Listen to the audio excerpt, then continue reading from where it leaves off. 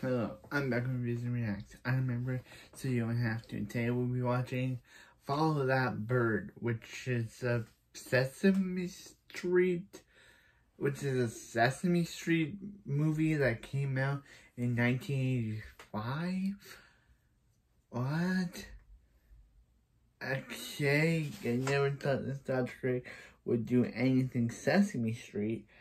But we had Masters of the Universe last time, so I guess he can. We had Masters of the Universe last time, so I guess he can do anything.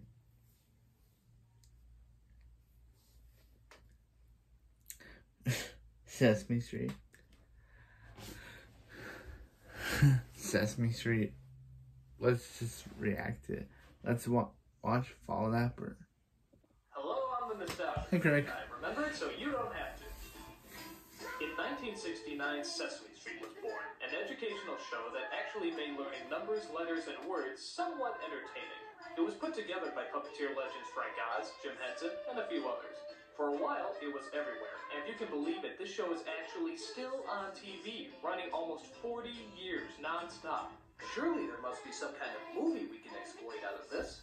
Luckily there is. In 1985, Warner Brothers released their big screen motion picture groundbreaking epic, Follow That Bird. Good lord, this is gonna be painful. The show itself never made any sense, so what makes people think that a movie about it is gonna make any sense? Oh, I haven't seen this movie in years. I just remember that it was weird and childish. I mean, okay, it's a children's movie, but that's beside the point. It's time I look over this crazy, nonsensical garbage and give it the beating that it deserves. So, let's dive right in at the beginning. Ladies and gentlemen, would you please rise for the Grouch Anthem? The Grouch Anthem.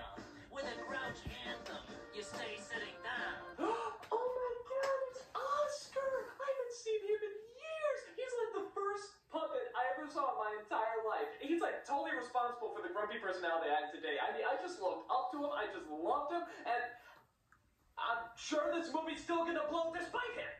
Alright, so it starts out with an organization called the Feathered Friends, which apparently relocates orphaned birds with proper families. It turns out that Big Bird is on that list. Dude, look at this information. Was someone stalking him? And one representative, Miss Finch, goes to his aid.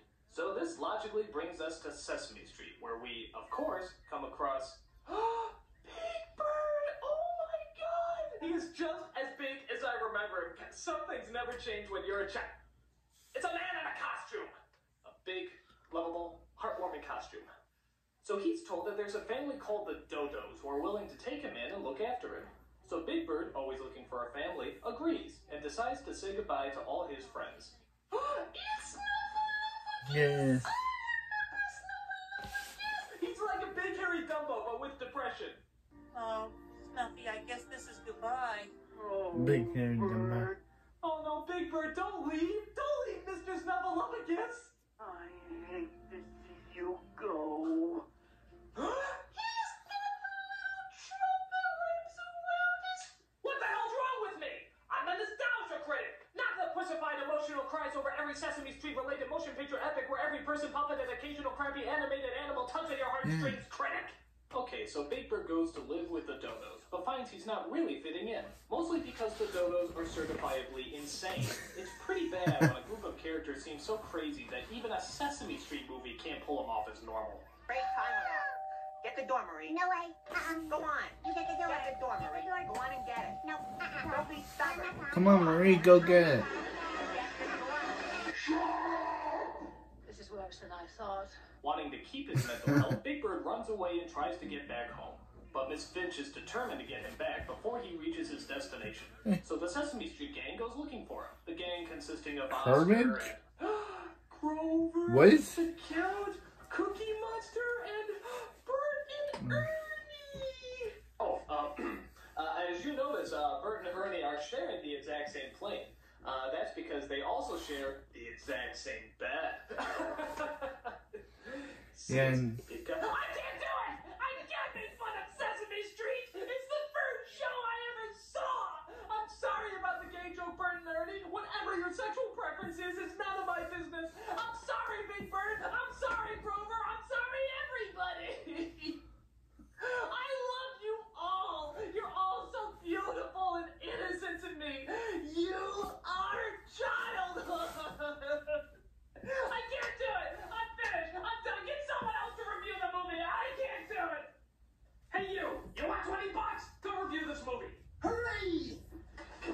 Hey, Chester. I am here to review. What's the name of this movie again? Follow That Bird. Oh my God, this is the greatest movie I've ever seen in my life. There's this bird who runs away from home, only to run away from his home again to get back to the first home that he ran away from in the first place. And there's this lady who looks like one of my acid fantasies, and she is trying to bring him back home to the home that he ran away from the second time. Now I know that doesn't make a whole lot of sense. So anyway, there's these two guys, and they're like, dude, that's a big bird. And they're like, let's paint him blue for some reason and parade him around like an animal, which he is an animal, so I guess that's legal. Meanwhile, Bert and Ernie are flying, Super Grover is flying, and Oscar is flying, except on the ground, and Cookie Monster ate his car because he thought it was a cookie. I thought my car was a cookie once, but it wasn't a cookie, or a car. It was man.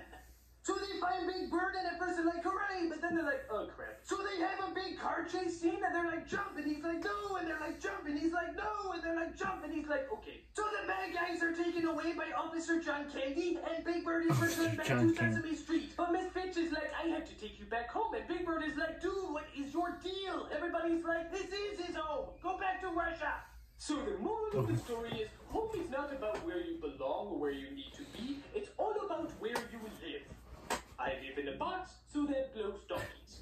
I'm Chester A. Bum saying, I remembered so you don't change! You got change! Ah, come on, help a guy out, will ya? Come on, change! Well, can you at least tell me how to get to Sesame Street? Nobody seems to know! I guess next. Okay, so that was my reaction to Follow That Bird. And it was kind of funny that he just let a random bum. It's kind of funny that he let a random bum, who we all know is Chester, because Chester would become a regular character. He would become a regular, sometimes stint character after this video. He wouldn't appear in most videos after this, but he became a major character. And this is where he started off. It's kind of like Doug. He's kind of just Doug rambling on. But it's kind of funny that Doug was like, yeah, no, I don't want, this film's too precious. Let's have a bum review it. But anyway, yeah. He was like, let's have a bum review it. So I guess next time we'll be doing Saved by the Bell, which is a show I've never seen. And is a show I have no info on. I've never seen Saved by the Bell. I've heard of Saved by the Bell. I've just never, I've never heard of it. I've heard people talk about it, but I've never heard or watched it myself. But this was funny. But I'm back from Reviews and Reacts. I remember it, so you can have some. I remember it, so you have some change.